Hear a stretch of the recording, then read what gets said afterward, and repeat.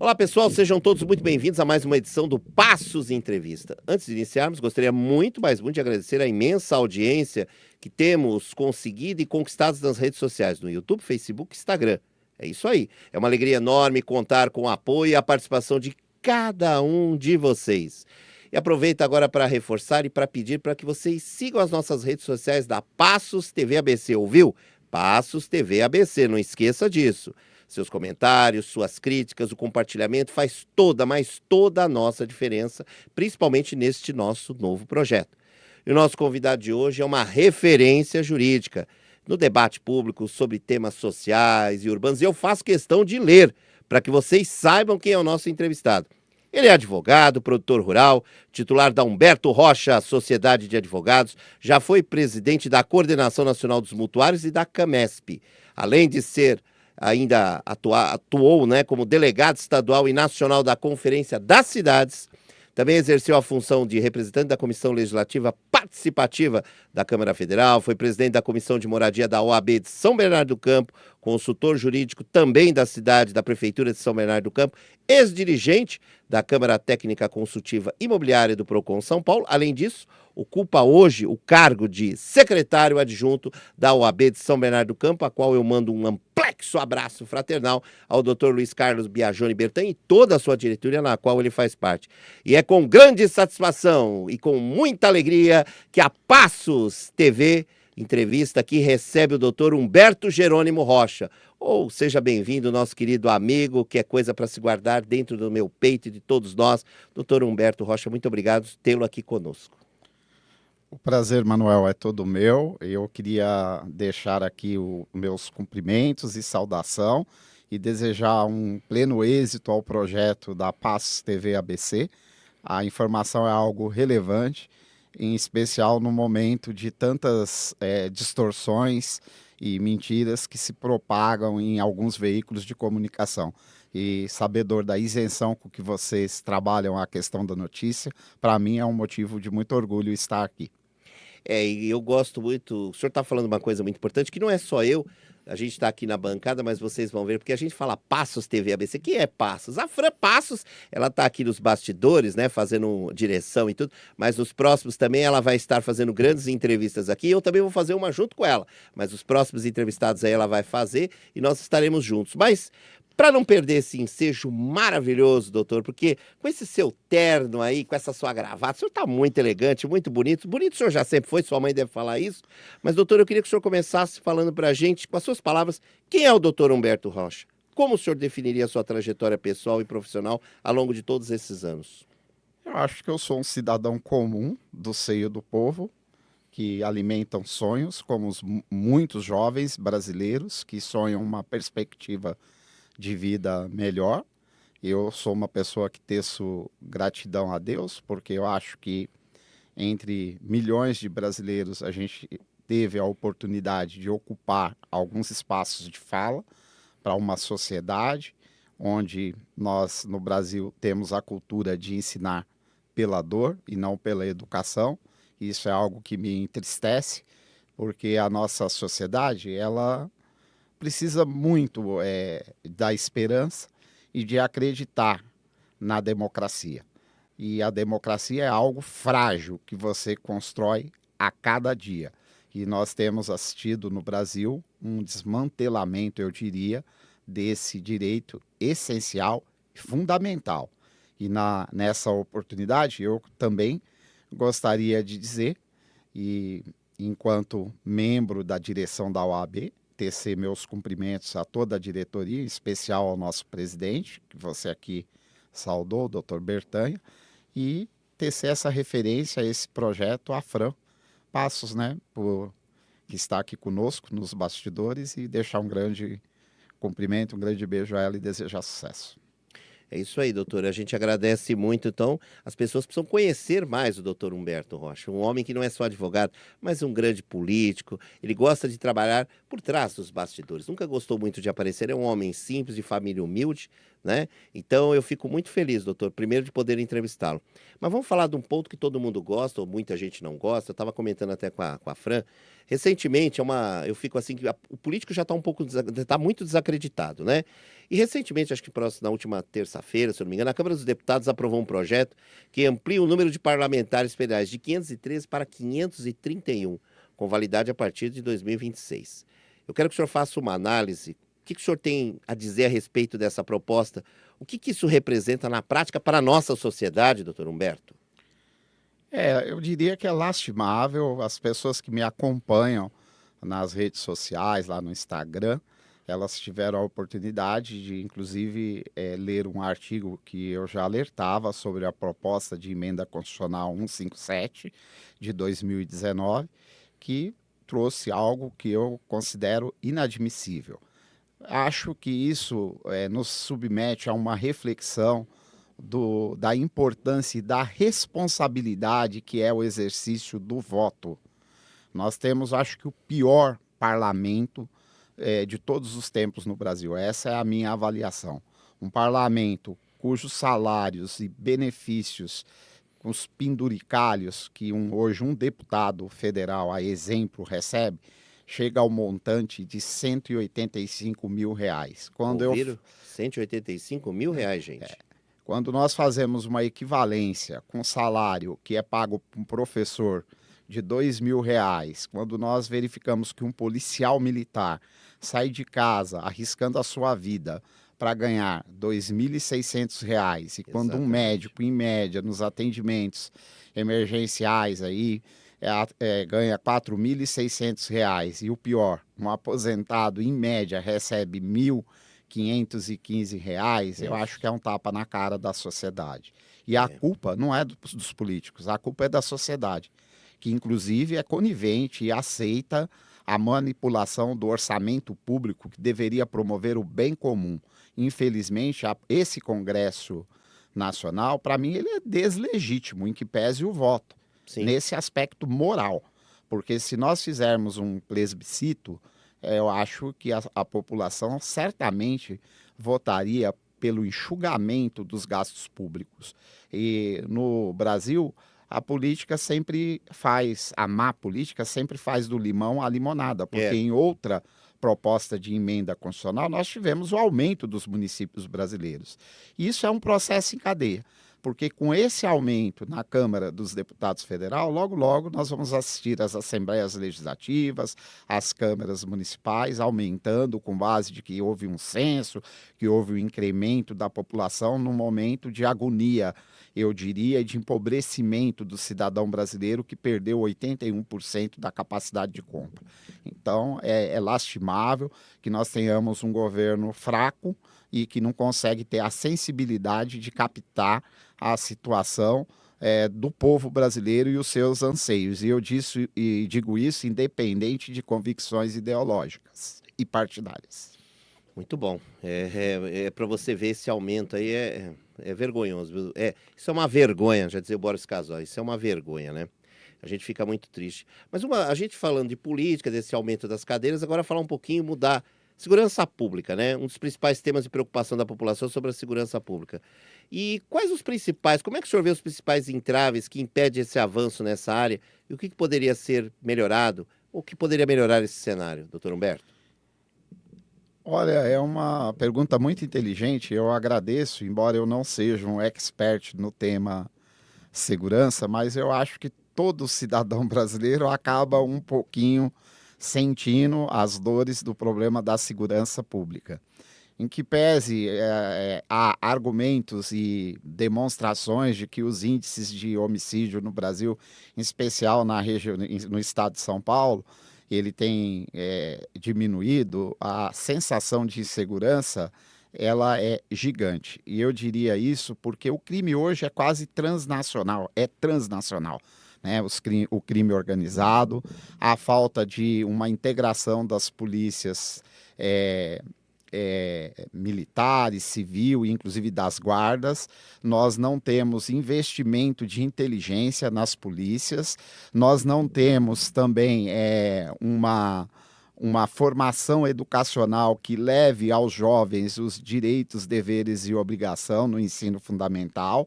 Eu acho que mais do que uma polícia de combate, você tem que ter mecanismos de prevenção, e isso nós não assistimos. Eu acho que quando você tem educação e que você dá formação para a sociedade, conhecendo esses direitos, você também fortemente consegue reduzir a inserção da criminalidade.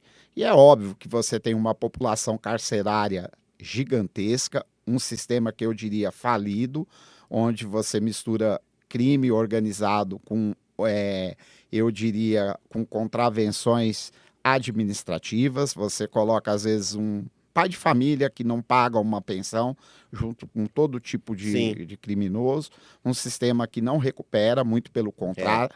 As facções hoje cooptam as pessoas que estão ali presas. Então, nós precisamos repensar o sistema de segurança, em especial na região do grande ABCDMR, porque essa região é estratégica. Você sabe que nós temos aqui muitos transportes na área de logística, e isso atrai a criminalidade, enfim, uma série de fatores. Mas isso é um pacto que governantes, que sociedade, eu penso que se houvesse uma integração regional, no caso do grande ABC, um grande consórcio de segurança pública, nós estaríamos aí caminhando para fazer um debate, uma discussão pública com toda a sociedade para evoluir numa proposta de segurança eficaz, porque é o que a sociedade almeja.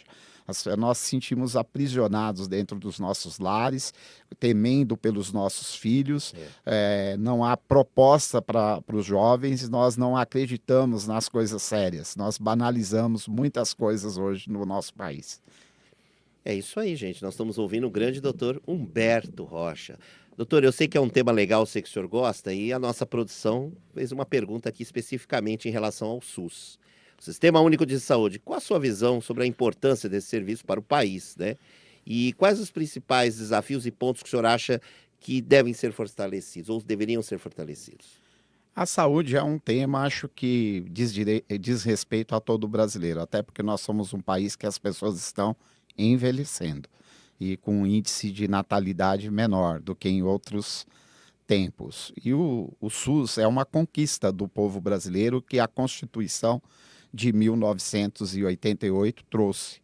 Lamentavelmente, eu tenho que dizer aqui que a gente já assiste a algumas propostas de governantes, de políticos, que têm o SUS como algo de custo a ser extirpado da sociedade brasileira.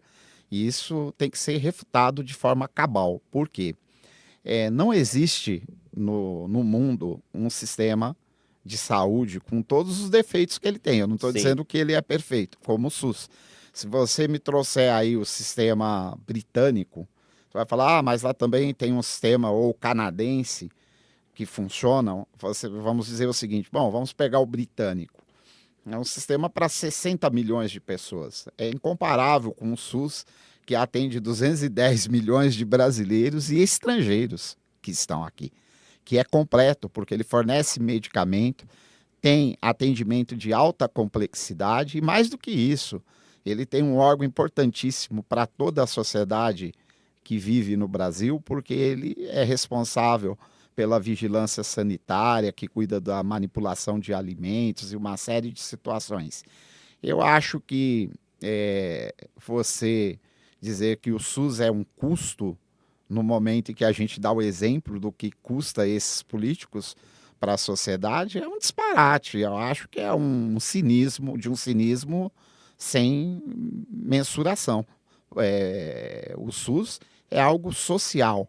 Nós estamos falando da vida, é o maior bem que nós tutelamos, e a vida só existe se a pessoa tiver uma saúde, se ela tiver esse acesso. Exatamente. Você suprimir isso e querer igualar a países desenvolvidos, que as pessoas têm uma outra situação, porque se você for nos Estados Unidos, por exemplo, fazer uma cirurgia simples de apendicite, ela pode custar de 150 mil a 250 mil dólares. Qual brasileiro pode pagar esse custo? Estão ouvindo?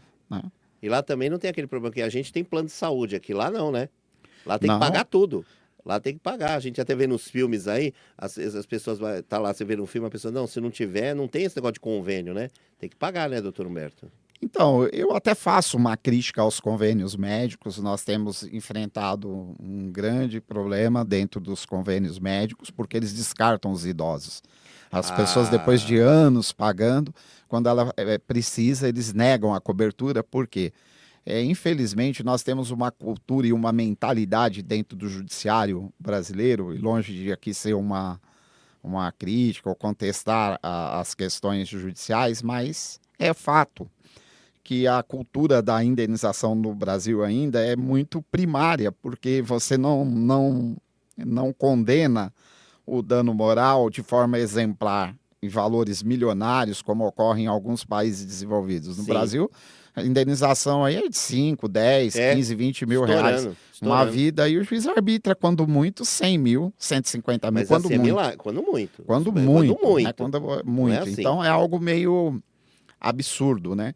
Essa mentalidade precisa mudar, e porque muitos convênios que nós pagamos, eles se utilizam do SUS para a prestação desse serviço. Uhum. Então, o SUS é um patrimônio. Eu diria que ele é atacado hoje porque ele tem alguns princípios básicos. Ele é universal, ele traz equidade, porque ele atende ricos e pobres, e porque ele é gratuito. E os grandes empresários da indústria da saúde que fazem disso negócio, Uhum. eles abominam essa gratuidade. Por isso, o SUS é ameaçado e corre grandes riscos. Eu acredito que o SUS deveria ser aprimorado, ser sanadas as deficiências, porque existem filas, existem Sim, demoras sim. no atendimento, mas quando nós abrirmos, quem sabe, as universidades de medicina para os filhos dos mais pobres, e isso não ficar adstrito a uma coisa para a elite, talvez a saúde ela seja mais ampla e ao alcance de todos os brasileiros no Brasil, né? E parabenizar o SUS, porque dos mais de 5.500 municípios, o SUS está presente em 100% do território, atendendo inclusive comunidades indígenas. Ele tem um papel magnífico no que tange à proteção e o combate da violência contra as mulheres. E Muito eu bom. acho que esse tema das mulheres, eu queria até aqui mandar um grande abraço para a nossa presidente da Comissão das Mulheres, a nossa Doutora. professora Carmela, Doutora Carmela né? Del Isola. Um beijo aqui do gordinho aqui. Ela, inclusive, ontem houve um grande evento Evento. lá na OAB. Infelizmente, não pude participar, mas sempre prestigio.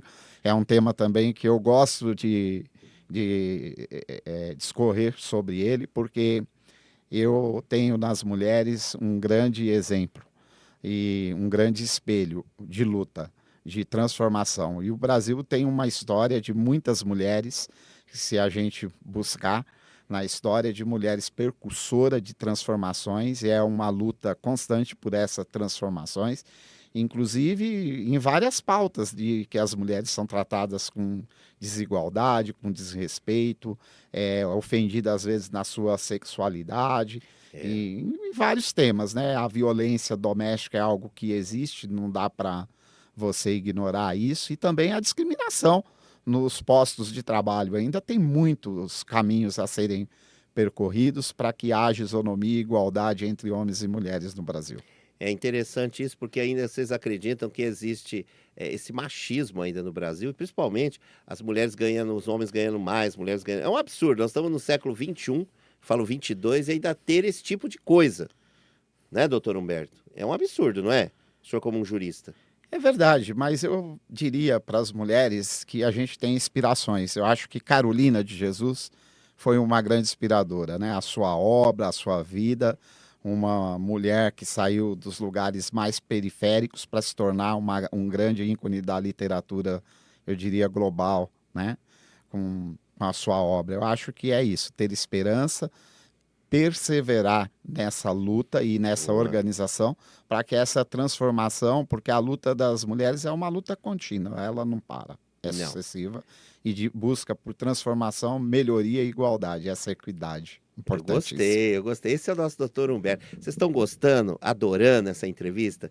O doutor Humberto já aqui no meio eu já vou falar que já está plenamente convidado para outras entrevistas com outros temas que vocês também podem sugerir. Por isso que eu falo que no nosso canal, no YouTube, Facebook e no Instagram, no Passos, tá aí, ó. Passos TV ABC, vocês estão vendo aí no GC, é importante vocês fazerem os seus comentários, sugerirem temas, né? Até essa diretora aqui está fazendo um sinal importante, você fazer seus comentários. Se você gostou, quer interagir com a gente, vai lá no Instagram, Facebook, no nosso YouTube, Passos TV ABC. Então, doutor Humberto, os temas que a gente traz é de grande relevância. Vários e vários meios de comunicação, veículos de comunicação colocam. Mas é tão gostoso falar com o senhor e que todos os nossos convidados que sentam aqui nesse estúdio, aqui na nossa querida cidade de Santo André, todas essas pessoas que vêm, a gente tem um amor, um carinho tão grande, porque a gente fala com o coração. E o senhor é uma pessoa que eu posso dizer, é como eu digo, um amigo é para se guardar dentro de 7 chaves. O senhor fala com o coração, né, doutor? Mas uma pergunta agora, como é que o senhor vê a política? Como é que o senhor vê o Brasil? O Brasil tem jeito? Como é que o senhor vê a política no geral? Eu acho que a política ela está dentro de cada um de nós, né? Ela depende desse amadurecimento das pessoas. Eu acho que o Brasil ele precisa de uma reforma política, que é um tema que não se enfrenta, porque é impossível você conviver com a polarização e com 30 e tantos partidos políticos. Eu acho que isso virou um negócio, não virou a promoção do bem comum. Um parlamento que está executando o orçamento. Nós não votamos em parlamentares para que eles executem o orçamento. Nós votamos em parlamentares para que eles sejam fiscais do orçamento público. Então, essa barganha, essa troca de negócios, um grande balcão que virou o Congresso Nacional, mostra que há fortes indícios de corrupção dentro do parlamento brasileiro, em todos os níveis. Eu acho que poucos parlamentares escapariam a uma investigação séria. Hoje, eu duvido que eles abririam, têm coragem de abrir todos os sigilos, e eu não estou generalizando, porque eu acho que ainda tem muitos políticos isentos e comprometidos com a sociedade. Mas essa não é uma maioria absoluta dentro do parlamento brasileiro. Eu acho que o parlamento funciona quando ele tem cumplicidade com o povo. E hoje eu acho que poucos políticos conseguem andar abertamente junto à população brasileira, exceto aqueles que são massa de manobra, que às vezes são manobrados, manipulados por outras questões, Sim. pautas identitárias que não é a política. Tá? Se mistura religião, se mistura uma série de questões. E política não é futebol. E no Brasil isso tem sido tratado como fla-flu. E isso é triste, muito triste. É bom o senhor falar sobre isso, porque o senhor disse que alguns políticos não conseguem nem andar, né? Alguns conseguem andar na rua, conversar, mas muitos são vaiados, ovacionados, né, doutor Humberto? É difícil, né? O ser político virou algo muito profissional, porque vamos aqui analisar, por exemplo, o legislativo na nossa região. Você tem um parlamento inflado de vereadores, não que eles não sejam necessários para a democracia, mas não é só o vereador. Atrás dele tem todo um aparato que tem um custo absurdo para a sociedade. Eu acho que é isso que o político não está sabendo ouvir. As pessoas não querem essa super infraestrutura. Quando você faz algo, e nesse aspecto eu costumo citar a Ordem dos Advogados, porque a Ordem é o maior exemplo de trabalho voluntariado do Brasil. Eu estou hoje diretor da OAB de São Bernardo do Campo, como secretário adjunto, geral adjunto, e a gente não tem nenhum tipo de ganho financeiro para exercer isso, nem o presidente da OAB. É um trabalho que você defende uma causa. Voluntário. Então, se o político tivesse amor pela pátria, se eles fossem patriotas verdadeiros, eu acho que o dinheiro não estaria em primeiro lugar. Viu? O dinheiro não estaria em primeiro lugar. Tá aí. Para vocês verem como é que é. E já que o senhor falou de parlamento municipal, o senhor viu que nas últimas eleições, mais de 50% da Câmara Municipal de São Bernardo do Campo foi renovada. O que o senhor tem a dizer a respeito disso? O senhor que acompanha bem a política de São Bernardo. Eu acho que a renovação na política ela é salutar. Se tivéssemos leis sérias, não existia o profissionalismo político. O cara teria um mandato e você traria outras ideias, outras cabeças, outras pessoas. Isso evitaria a corrupção. Eu acho que a renovação, ela impede atos de corrupção. Então, se o parlamento fosse sério, nós já teríamos há muito uma legislação que fala, você vai ser parlamentar aqui por uma gestão, porque isso não é profissão. Não é profissão, político não é profissão, eles que me desculpem. Eles profissionalizaram isto e fizeram carreirismo disso. Nós temos aí gente dentro do executivo que a família inteira hoje tem mandato. O que a sociedade pensa disso? E eu não estou aqui fazendo questão ideológica ou partidária, mas esse profissionalismo, independente de ser o presidente da República, ou um deputado, ou um senador, ou um governador, eu combato. E também manobras, né, para que a gente vê dentro do parlamento de uma situação que é vedada em lei de forma cruzada, que é a utilização de parentes, né? Dentro dos órgãos governamentais. Isso é uma prática que está aí, é comum, ocorre, e muita gente pergunta onde está a OAB, né? Mas ninguém pergunta onde está o MP, né? Porque, Ministério Público, é o custos legis que deveria fiscalizar e adotar as medidas. E não é uma crítica, porque eu sei que a demanda é gigante, eu tenho muito respeito pelo custos legis, mas é preciso fazer com que a Constituição não seja uma letra morta. E ela tem sido em vários aspectos, em especial naquilo que concerne os direitos da sociedade, os direitos sociais, e inclusive essa pauta política. É importante o senhor estar falando isso, porque a gente fala do nepotismo, né? Mas aí tem aquele caso, não posso, mas põe no gabinete de outro, põe no cargo de outro, parente.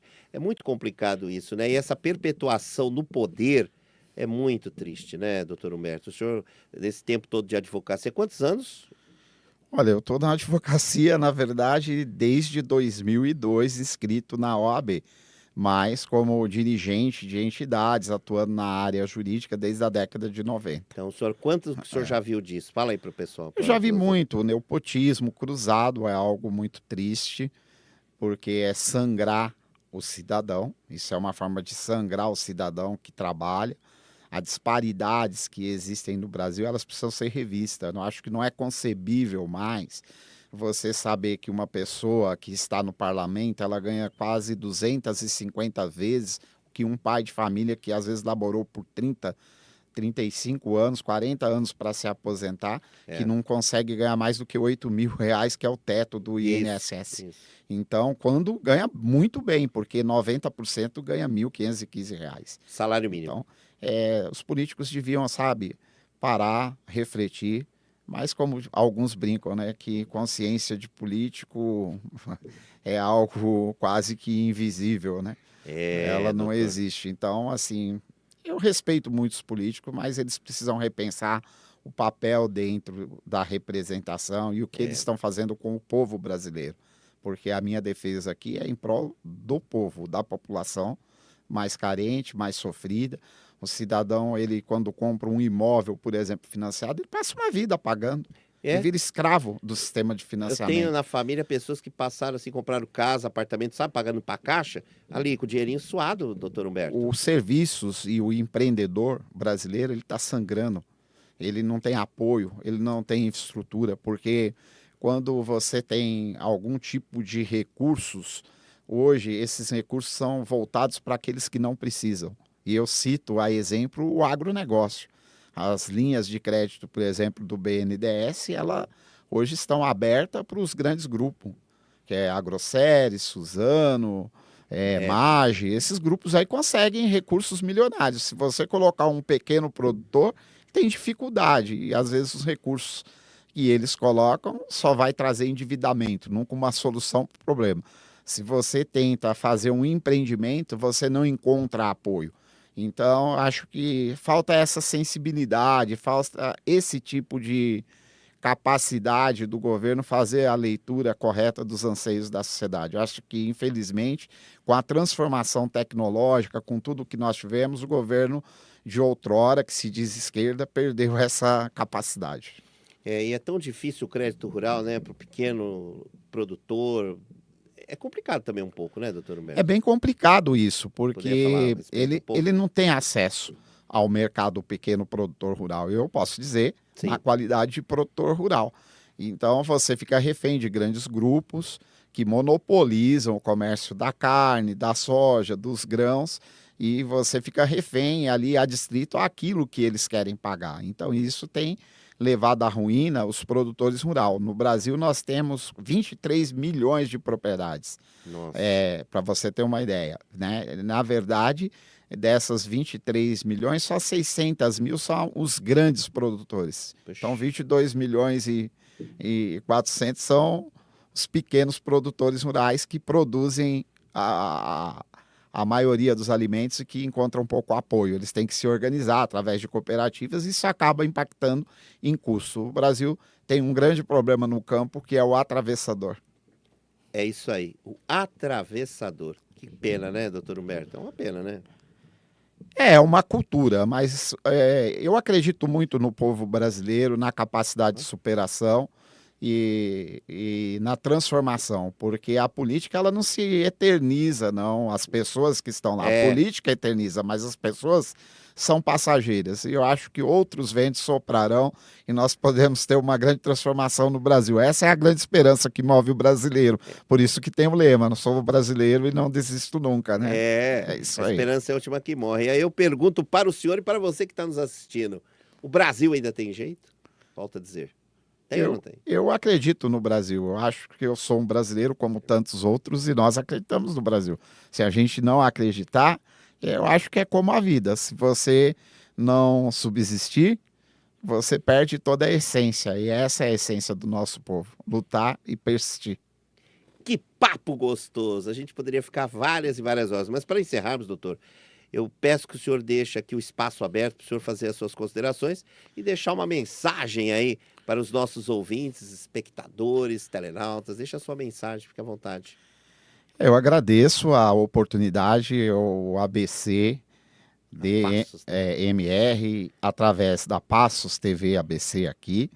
Eu acho que é uma iniciativa importantíssima para a sociedade, porque nós somos carentes de comunicações isentas, imparcial, que leve informações, boas informações e boas notícias, né? Que nem agora nós acabamos de ter um conclave aí com um novo Papa, né? Que ele É, abençoe o Brasil, né? Deixa essa mensagem aqui para a população abemos e papo. para todos os internautas aí também, né? Que estão nas redes sociais e tal, nos assistindo, agradecer a oportunidade e se colocar à disposição da sociedade para o debate, para pensar a política, para as questões judiciais, deixar uma mensagem para os aposentados, né, que estão aí sofrendo com essa situação aí dos descontos. Eu acho que muita gente não tem falado sobre isso, mas não é uma questão só de um desconto compulsório, é mais do que isso, há uma violação da proteção de dados dessas pessoas,